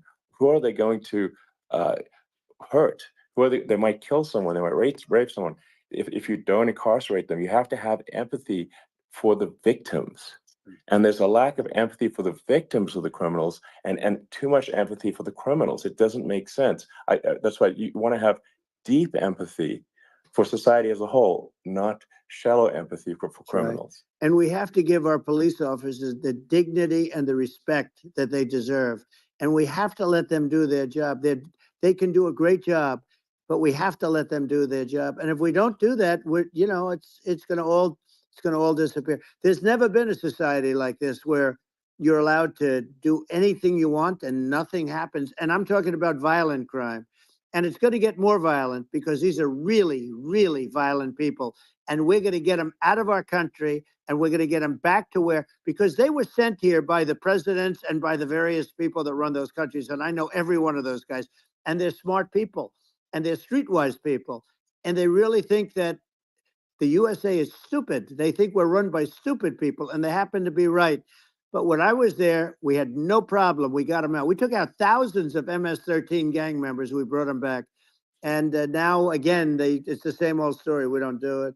And they actually gave them a big increase in aid. They raised it up to billions of dollars, and they get nothing for it. So, you know, I hope everybody's going to vote for Trump, and we're going to get this country straight. Yeah. And I didn't need this. I'm like, I didn't need this. I had a very nice life. I didn't need to go through court systems and go through all the other stuff and run at the same time. I have to run. I have to go through fake trials with, in some cases, corrupt judges, totally corrupt judges. I didn't need it. I had a nice life.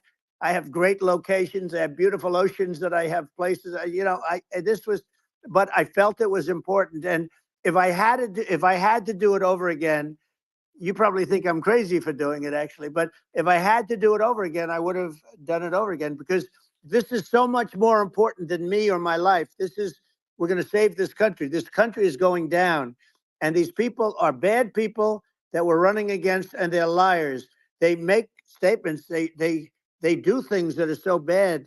They say they're going to make a strong border. They say they've been great on the border, and they've been the worst in history. They say they're going to stop crime. Like, the facts speak for themselves. It's so incredible. Speak for themselves. Like it's gotten to the point where people just don't even bother reporting crime in a lot of cities because they know nothing is going to happen. You know, that's what I hear anecdotally from people all the time. So, you know, it's just, you know, my values, I'm just saying to people out there, like the things I think are important for the future is, like, we've got to have safe cities, we've got to have secure borders, we've got to have sensible spending, and we've got to have deregulation, and so we can have a prosperous future. And then we want to have some exciting, you know, sort of moonshot projects that people can get fired up about. And, you know, that's the future I'm looking for. And, you know, I'm pro-environment, but I'm not against, you know, I'm not like, I don't think we should vilify the oil and gas industry, because they're keeping civilization going right now. And but I do think we want to move, you know, a reasonable speed towards a sustainable energy economy. Those are my values, and I think, you know, and so, I mean, that's why I'm supporting you for president, you know. Well, I appreciate it. We're going to give incentive to companies to come into our country, not to leave our country. We're going to be giving tremendous incentives. We want companies to build here, not to build in other locations. And we want to create jobs. And again, it's about the American dream. You don't hear about the American dream anymore, Elon. You don't hear. You're the American dream in the truest sense, but you don't hear about the American dream anymore. And you're going to hear about it.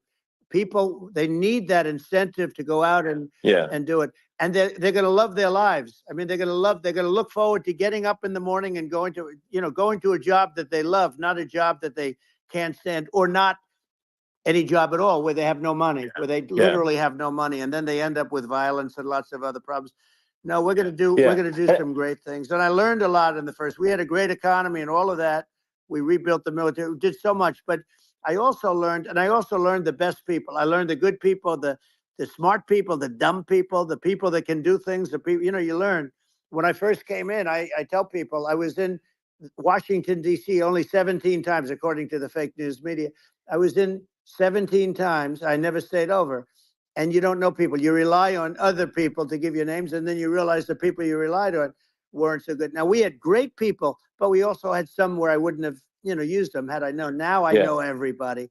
And I think we're going to really turn things around fast. We have no choice. Otherwise, we're not going to have a country. And I really appreciate this. To me, it's been a lot of fun being with you. You're an amazing guy. You've done an incredible job and a great inspiration to people, a great inspiration. And I hope you keep going and just continue to do well. And we're going to have a big election coming up. And I think November 5th will be the most important day in the history of our country. I think that election will be the most important election, and I think it'll end up being maybe the most important day in the history of our country, because if we don't win, I just feel so sorry for everybody. No, I think we're at a fork in the road of destiny of civilization, and I think we need to take the right path, and I think you're the right path. So I think that's what it comes down to. Thank you very much, Elon. It's a great honor, and we'll do it again sometime. And it's been really fun, and I hope you got a lot of viewers. I hear you got a lot, but I hope you got I know you got a lot of them. So I appreciate it. I'll see you soon. All right, sounds good. Thank you. Thank you, Elon. Thank you very much. Bye.